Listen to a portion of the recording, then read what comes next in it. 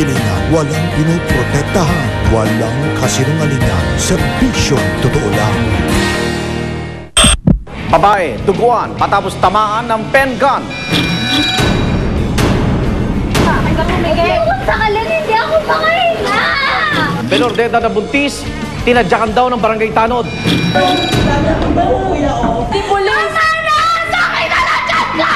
Mga biktima ng Ondoy, kamusta na?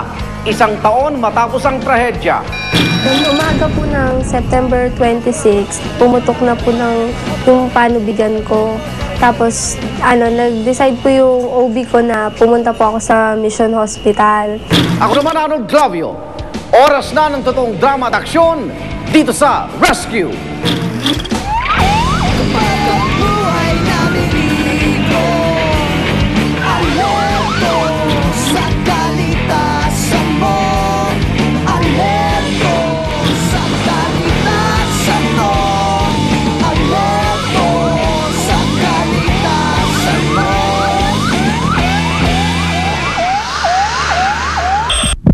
Sa tindi ng aksyon at umaatikabong takbuhan tuwing may rescue operation, aakalain na iba na ang trabahong ito ay para sa mga barako lamang.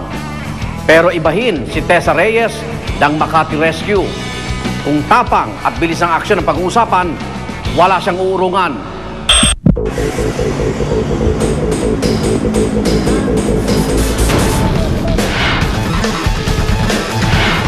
Ako po si Maria Teresa Reyes.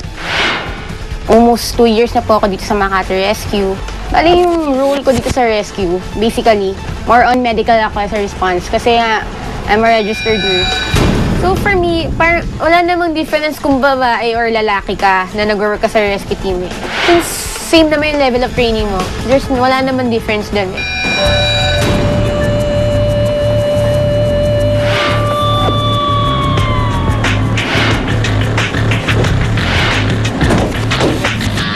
Tumawag po ulit yung city. Yun nga po, nag-ask daw po na assistance yung mga taga-Ayala po kasi meron daw nabanggang taxi dun sa Center Island. Greek City, MR1 touchdown po. MR1. Asan po yung patient, kuya? Nandiyan po, ma'am. Sa lab. Ano nangyari?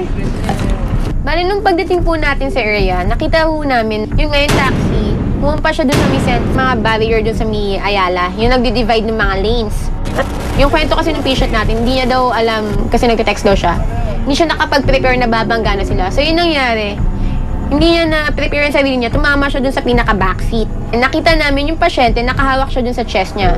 So kung ganyan yung makita mo, naka-guard siya sa chest niya, alam natin chest pain niya, pero i-check pa rin natin kung ano yung masakit. Sa masakit mismo dito, yung legs mo, kaya mo igalaw? Ha? Nagagalaw mo yung legs mo, ha? Nafe-feel mo yung legs mo? Nafe-feel mo to? Nafe-feel mo? Pero hindi mo siya magalaw. Wait lang, ha? Dadalhin ka namin sa ospital na Makati dito sa Malugay. Nahirapan ka huminga? Okay, higa ka namin sa spine board, ha? Okay, higa, ha? 1. Hindi naman porket dito lang yung masakit, wala na siyang ibang pinsala or ibang nararamdaman sa katawan. Para lang makacheck tayo kung ano pa yung mga problema or yung mga nangyari sa kanya, ginagawa natin yun. Ito, dito lang, ito, dito, ito, dito, sa masakit. Ow, ito, okay, straight mo yung legs mo, kaya? Yung mga ganung situations, mahirap siya talaga kasi nga limited yung movements na pwede mong gawin. Kailangan talaga i-maximize mo talaga kung ano yung maliit na space na doon sa management na pwede mong gawin.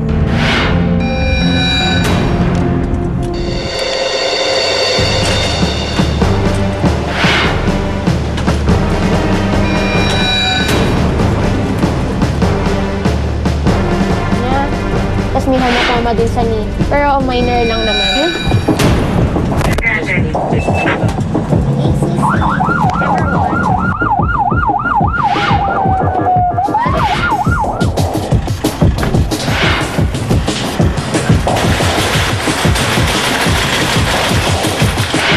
So, tinanong nung doctor natin kung ano yung nangyari sa patient natin ulit. So, i-relay natin sa kanila yon. So, yung request ng doctor natin is for chest x-ray para ma-sure natin kung may fracture ba tayo or wala. isa pang pasyente ang sasaklolohan ni Tessa. At sa pagkatong ito, isang babae na duguan ng paa matapos tamaan ng pen gun.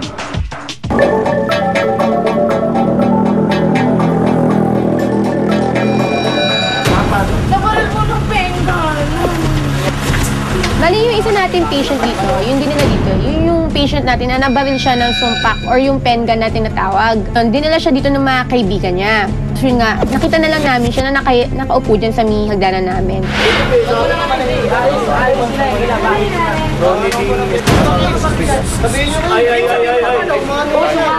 Pwede. Huwag kayo dito magtatanong. Ha? Kasi muna. Huwag muna kayong Dami-dami na nang dumarating, tapos lahat pa nakainom. Siyempre, madami dyan yung nagsasabi na dun sa side namin na bakit wala kami ginagawa. Sandali, magkantano kayo, ha? Alam namin ginagawa namin dito. Mali kasi yung sugat ng pasyente natin. Tumama siya dun sa pinakabuto ng binti natin. Tapos tumago siya dun sa calf niya, dun sa may tabano, sa may hita. Pag hindi natin naagapan yan, pwede mag-lead yan sa infection na severe. Sa kalan, hindi ako makahinga! Ang relasyong Heidi